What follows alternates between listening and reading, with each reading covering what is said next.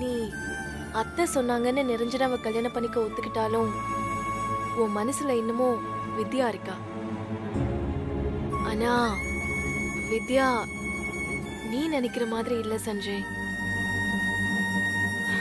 இத்தனை வருஷமா இல்லாம இப்ப எதுக்கு அவ சீக்கிரமா டைவர்ஸ் வாங்கினா நினைக்கிற? டைவர்ஸ் வாங்கினதே அவ இன்னொரு கல்யாணம் பண்றதுக்காக தான். அதுக்கெல்லாம் சான்ஸே இல்ல. சும்மா உங்க இஷ்டத்துக்கு ஏதாவது பேசிட்டு இருக்காதீங்க. தெரியும் சஞ்சய், நீ அந்த மாதிரி தான் நினைப்ப. உனக்கு நாங்க வேற ஒரு கல்யாணம் பண்ணி வைக்கும் போது அவ இன்னொரு கல்யாணம் பண்ணிக்கிறதுல என்ன தப்பு இருக்கு? நம்ம தான் எல்லாத்தையும் வெளிப்படையா சொல்லிட்டு செய்யறோம். வித்யா அப்படிலாம் ஒண்ணும் இல்ல. உனக்கும் நிரஞ்சனாவுக்கும் கல்யாணம் முடிஞ்சதும் அடுத்த நாளே அவ கல்யாணம் பண்ணிக்கிற முடிவுல இருக்கா. சும்மா ஏதாவது சொல்லிட்டு இருக்காதீங்க நீ. வித்யா எந்த காலத்துலயும் அப்படி ஒரு முடிவுக்கு வர மாட்டா. அவ என்னை விட்டு தனியா கூட வாழ்ந்துருவா. ஆனா இன்னொரு கல்யாணம் பண்ண மாட்டா. நீ இன்னும் பழைய காலத்திலே இருக்க சஞ்சய். அவ கூட அருண் ஒருத்தன் பழகிட்டு இருக்கான். அது உனக்கு தெரியுமா? உனக்கு தெரியும்னு எனக்கும் தெரியும். நீ அவனை ரெஸ்டாரண்ட்ல பார்த்தத நிரஞ்சனா என்கிட்ட சொல்லிட்டா. அவனைதான் வித்யா கல்யாணமும் பண்ணிக்க போறா. அவங்க ரெண்டு பேரும் எப்படிலாம் பழகிட்டு இருக்காங்கன்னு உனக்கு தெரியுமா? அவங்க ரெண்டு பேரும் ஜஸ்ட் ஃப்ரெண்ட்ஸ் தான். நீங்க தான் தப்பா புரிஞ்சுக்கிட்டீங்க. அப்ப இதுக்கு என்ன சொல்ற?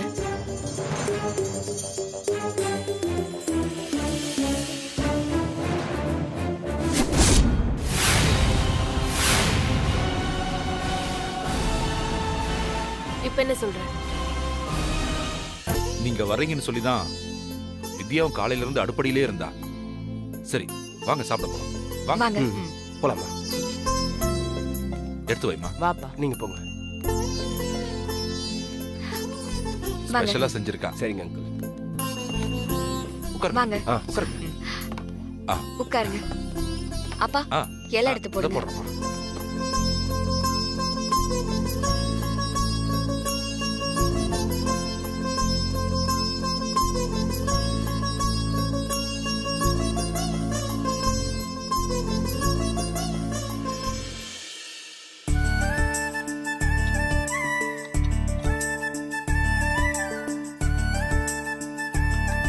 போதும் போதும்.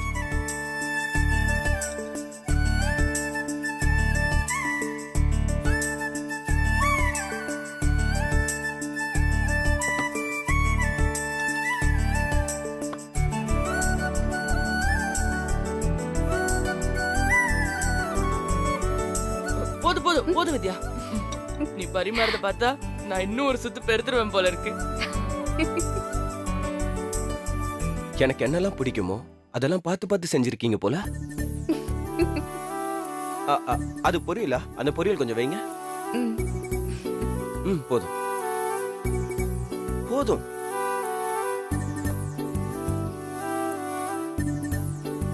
ரொம்ப நாளைக்கு அப்புறம் இப்படி ஒரு நல்ல சாப்பாடு சாப்பிடுறேன். ஏண்டா அப்ப நான் சமைக்கிறது நல்லா இல்லையா? நீ நல்லாதாம்மா சமைக்கிற. ஆனா வித்யா எப்பவுமே சமையல்ல ஸ்பெஷல் தானே.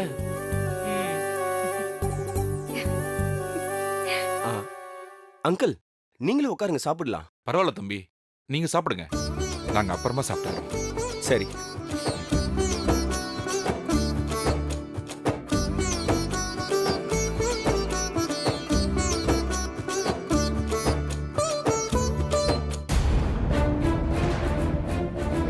நீ வேணா அமைதியா இருக்கலாம். ஆனா இத பாக்குறவங்க எல்லாரும் இவங்க ரெண்டு பேரும் லவ்வர்ஸ்னு ஈஸியா சொல்லிடுவாங்க. இதெல்லாம் நான் நம்ப மாட்டேன். நானும் முதல்ல இதெல்லாம் நம்பல சஞ்சய். ஆனா நம்பாம இருக்க முடியல சஞ்சய். உனக்கு எப்படி புரிய வைப்பேன்னு தெரியல சஞ்சய். அவங்க கல்யாணம் பண்ணிக்க போறாங்க. இப்ப கூட அந்த அருணும் அவனோட அம்மாவும் வித்யா வீட்ல தான் இருக்காங்க. போய் சொல்லாதீங்க நீ. வித்யா அந்த அருணுக்கும் அவனோட அம்மாவுக்கும் விருந்து கொடுக்கறாளாம். அவங்க ரெண்டு பேரும் அவ வீட்ல விருந்து சாப்பிட்டுட்டு இருக்காங்களாம். ஆனா நீதான் அவளை நினைச்சு சாப்பிடாம எப்படி இருக்க? அண்ணி போதும். நீங்க சொல்ற எதையும் நான் நம்ப மாட்டேன். அப்ப வேணா நீ வேணும்னா அவ வீட்டுக்கு போய் செக் பண்ணி பாரு. நான் சொல்றது உண்மையா பொய்யான்னு அப்புறம் தெரியும். இன்னைக்கு 2 குடும்பமும் நிச்சயம் பண்ணிக்க போறதா கேள்விப்பட்டேன். நீ அவளை தலைமொழிகிட்டு நிரஞ்சனவ கல்யாணம் பண்ணிக்கிட்டு நிம்மதியா வாழ்ற வழியை பாரு சஞ்சய். அதுதான் உனக்கு நல்லது. இல்ல வித்யாவை மறக்க மாட்டேன்னு சொன்னீனா அப்போ நீயே நேர்ல அவ வீட்டுக்கு போய் பேசு. அவ மனசுல என்ன இருக்குன்னு தெரிஞ்சுக்க. இல்ல, அப்படிலாம் நடக்காது. அப்புறம் உன் விருப்பம்.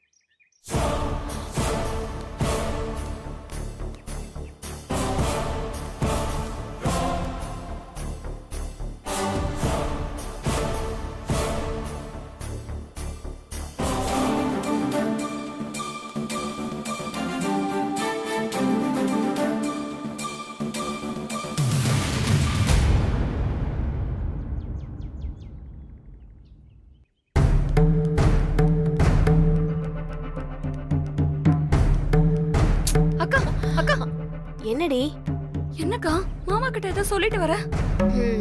இன்னைக்கு அருணும் அவனோட அம்மாவும் வித்யா வீட்டுக்கு விருந்துக்கு போறாங்க. அங்க அருணோட அம்மா வித்யாவுக்கும் அருணுக்கும் சம்பந்தம் பேச போறாங்க. அத சஞ்சய் கிட்ட சொல்லிட்டு வரேன். ஐயோ ஏன்க்கா இத போய் அவர்கிட்ட சொன்ன? அவர் போய் தடுத்துருவாரே.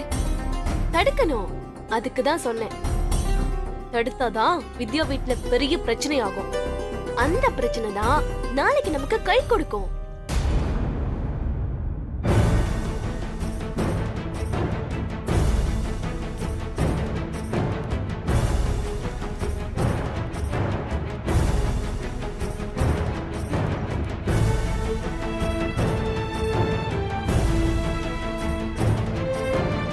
நான் சொன்னேன்ல, வித்யா வீட்டுல பெரிய சண்டை நடக்க போகுது.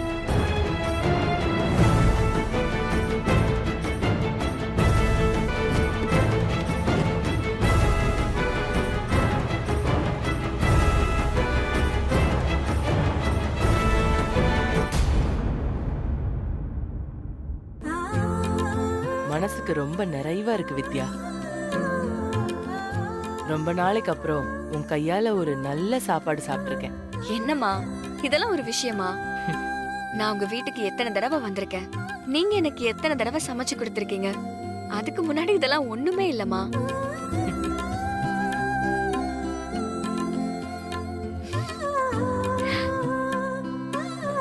ஒரு தாம்பூல தட்டு இருந்தா எடுத்துட்டு வாமா.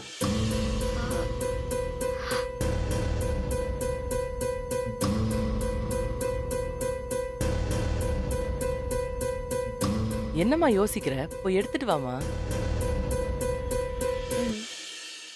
ம்.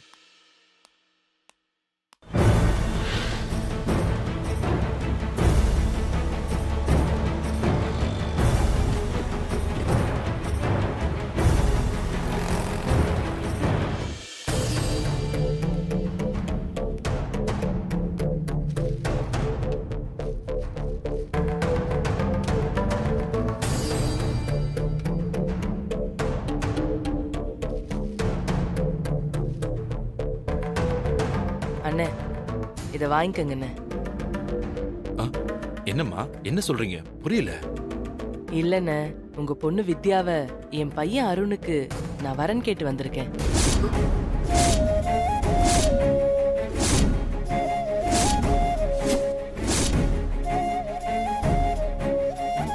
உங்களுக்கு சம்மதம்னா இந்த தட்டை வாங்கிக்கங்க.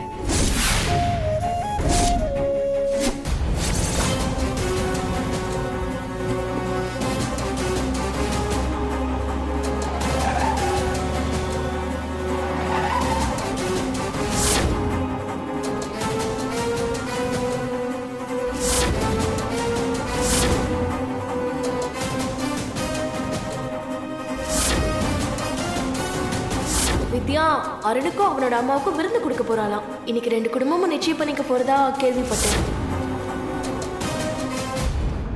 என்னம்மா திடீர்னு இப்படி கேக்குறீங்க? இல்லனா, என் மனசுல இந்த ஆசை ரொம்ப நாளா இருந்துச்சு. இன்னைக்கு அதை சொல்றதுக்கான நேரம் அமைஞ்சது. மா கொஞ்சம் பேசாம இருக்கியா? யாரை கேட்டு நீ இதெல்லாம் பண்ணிட்டு இருக்க? வித்யா, நீங்க தப்பா எடுத்துக்காதீங்க. எங்க அம்மா இந்த மாதிரிலாம் யோசிச்சிருக்காங்கன்னு எனக்கு தெரியவே தெரியாது. வித்யா, இவன் எதையுமே வெளியே சொல்ல மாட்டான். நான் சொல்றேம்மா. இவனோட பொண்டாட்டி இறந்து 10 வருஷம் ஆச்சு. அது உனக்கும் நல்லாவே தெரியும். நீயும் உன் புருஷனை பிரிஞ்சு நிலா கூட தனியா வாழ்ந்துட்டு இருக்க. உனக்கு டைவர்ஸ் ஆயிருச்சுன்னு கேள்விப்பட்டேன்.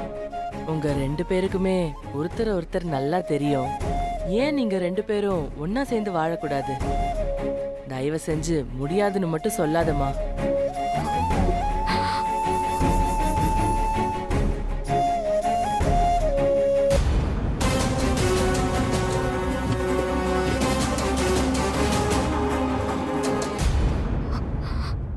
என்ன தப்பா எடுத்துக்காதீங்கம்மா. எனக்கு அருண் நல்ல ஃப்ரெண்டு. யாருமே தெரியாத அந்த ஊர்ல அருண் எனக்கு அவ்வளோ சப்போர்ட்டா இருந்திருக்காரு. என் லைஃப்ல என்னோட பெஸ்ட் ஃப்ரெண்டுன்னு நான் அருணை சொல்லுவேன். அதே மாதிரி தாம்மா நீங்களும் என்னோட அம்மா மாதிரி என்னையும் நிலாவையும் நீங்க பாத்துக்கிட்டீங்க. இது அப்படியே இருக்கணும்னு தான் நான் நினைக்கிறேன். நான் எந்த சூழ்நிலையிலயும் உங்களையும் அருணையும் வேற மாதிரி நினைச்சதில்ல. எனக்கு அப்படி தோணவும் இல்லை. உங்களுக்கு அப்படி தோணி இருக்கு. அத நான் தப்புன்னு சொல்லலமா. ஆனா எனக்கு இது சரியா இருக்கும்னு தோணலமா. ப்ளீஸ் தயவு செஞ்சு இந்த பேச்ச இதோட விட்டுருங்க. இனி நீங்க இத பத்தி பேச வேண்டாம்.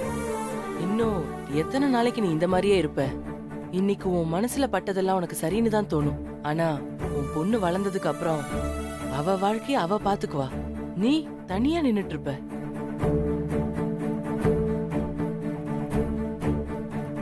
நீ நல்லா யோசிமா வித்யா.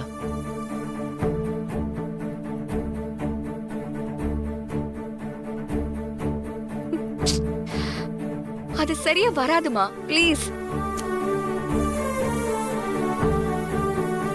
அருண், ப்ளீஸ் அம்மாவுக்கு சொல்லி புரிய வைங்க. அம்மா, என்னம்மா நீங்க? நான் தான் வேணான்னு சொல்றேன்ல. அப்புறம் எதுக்கு நீங்க திரும்ப திரும்ப அவங்கள ஃபோர்ஸ் பண்ணிட்டு இருக்கீங்க? ஃபோர்ஸ் பண்ணி எதுவும் நடத்த முடியாதுமா. வித்யாவை சங்கடப்படுத்தாதீங்கம்மா, ப்ளீஸ். அண்ணா, என்னண்ணா நீங்க பேசாம அமைதியாவே நின்னுட்டு இருக்கீங்க? இல்லம்மா, வித்யா இன்னும் அந்த பழைய வாழ்க்கையிலிருந்தே வெளியில வரல.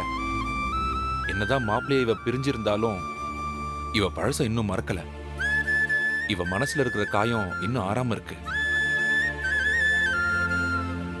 அதனால இவளால இந்த வாழ்க்கையை ஏத்துக்க முடியாதுமா. என்னண்ணா நீங்களும் இப்படி பேசுறீங்க?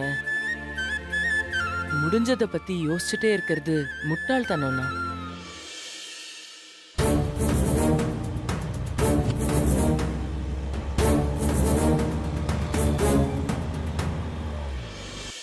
வித்யா, நீ இன்னைக்கே ஒரு முடிவை சொல்லணும். நான் தட்டை மாத்தணும்னு எந்த அவசரமும் இல்லை. நல்லா யோசிச்சு முடிவை சொல்லு.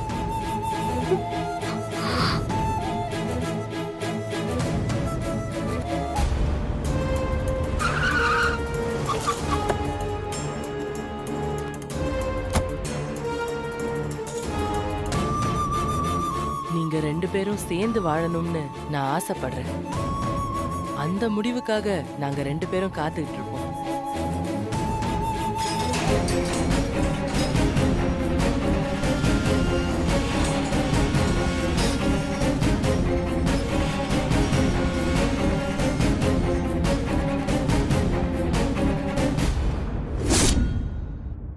அருண், நீயும் சொல்லுடா. வித்யா ஒருவேளை உன் வாயால நீயே சொல்லணும்னு நினைச்சாலும் நினைக்கலாம். வித்யா, எனக்கும் அம்மா சொல்றது சரிதான்னு படுது. நான் உங்களை ஃபோர்ஸ் பண்ண விரும்பல. ஆனா உங்களோட வாழ்ந்தா உங்களை சந்தோஷமா வச்சுப்பேன், நானும் சந்தோஷமா இருப்பேன்னு தோணுது. எனக்கு உங்களை பிடிச்சிருக்கு வித்யா. நானும் அம்மா சொன்ன மாதிரி உங்களை கல்யாணம் பண்ணணும்னு நினைச்சிருக்கேன்.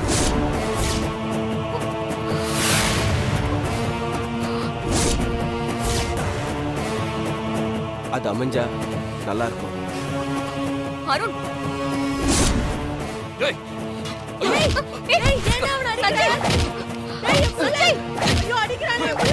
வேணாம், விடுங்க. தைரியத்தை பொண்டாட்டி பிடிச்சு கட்ட சொல்லுங்க. விடுங்க.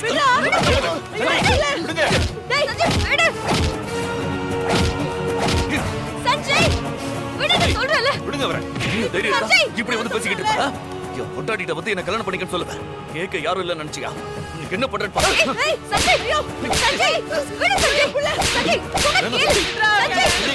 என்ன செஞ்சே? என்ன பண்ற? வாழ்க்கை கெடுக்க. நீ என் பொண்டாட்டி வாழ்க்கை கெடுக்க வந்திருக்கியா? நான் உன்னையும் பொண்டாட்டியை பிரிச்சு போறேன். இன்னும் அவன் நினைப்போட தான் நான் வாழ்ந்துட்டு இருக்கேன். என்னைக்கா இருந்தாலும் நானும் வித்யாவும் ஒண்ணு சேர்ந்து வாழ்வோம். ஏய், இப்படி ஒரு பொறுக்கி புள்ளைய பெத்து வச்சுட்டு நீங்களாம் எவ்வளவு தைரியமா ஊருக்குள்ள நடமாடிக்கிட்டு இருக்கீங்க. உன் பையனால ஊருக்குள்ள ஒரு பொண்ணு நிம்மதியா வாழ முடியல. இவனுக்கு தான் அறிவு இல்லைனா ஏற்கனவே கல்யாணம் ஆயிருக்கிற பொண்ணு உன் பையனுக்கு கேட்டு வந்திருக்க பாரு. நீ எல்லாம் ஒரு அம்மா.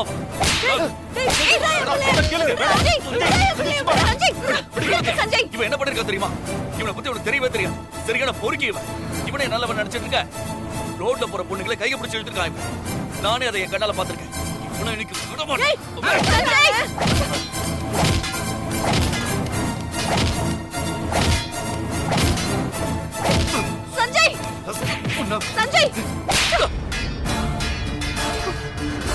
வித்யா,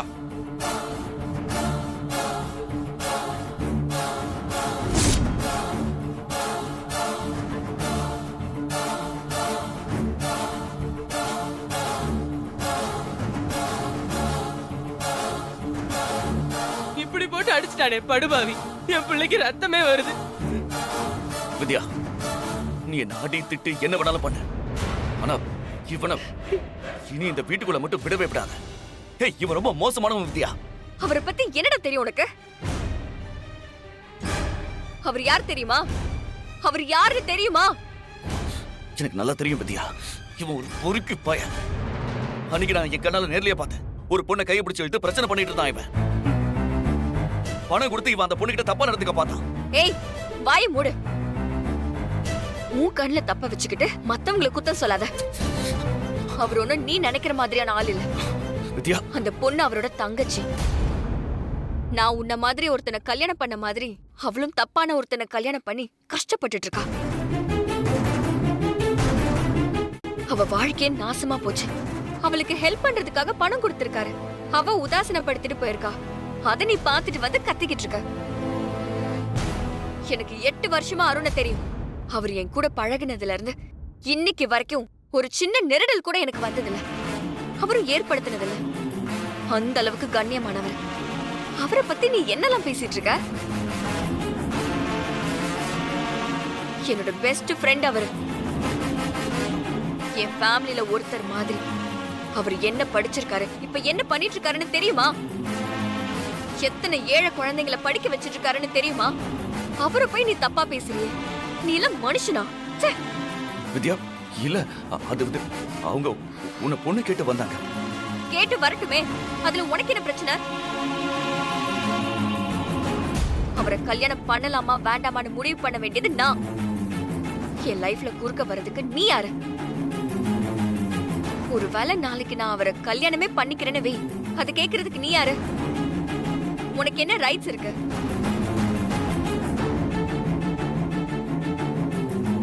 உனக்கும் எனக்குமான உறவு எப்பயோ முடிஞ்சு போச்சு. நமக்கு டிவோர்ஸும் ஆயிடுச்சு. இப்போ நீ யாரோ நான் யாரோ. உனக்குதான் இப்ப வேற ஒரு பொண்ணோட கல்யாணம் நடக்க போகுது.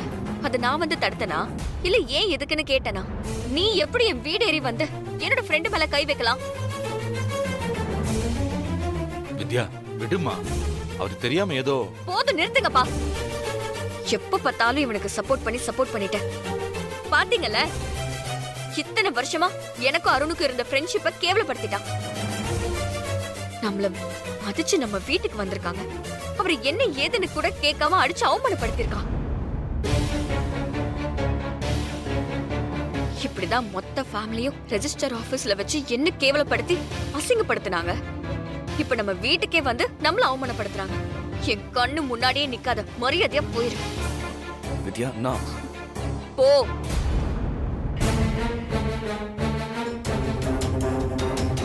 ஏன் நிக்கிற? போ. சாரி வித்யா, எனக்கு சத்தியமா தெரியல. நான் தப்பா புரிஞ்சுக்கிட்டேன். நீ தப்பா புரிஞ்சுக்கிட்டியோ சரியா புரிஞ்சுக்கிட்டியோ எந்த விளக்கமும் எனக்கு தேவையில்ல. தயவு செஞ்சு இனிமே என் லைஃப்ல வராத. இது நான் உனக்கு கொடுக்கிற கடைசி வார்னிங். வெளியே போ. ஏய், வித்யா, நான் வெளியே போ.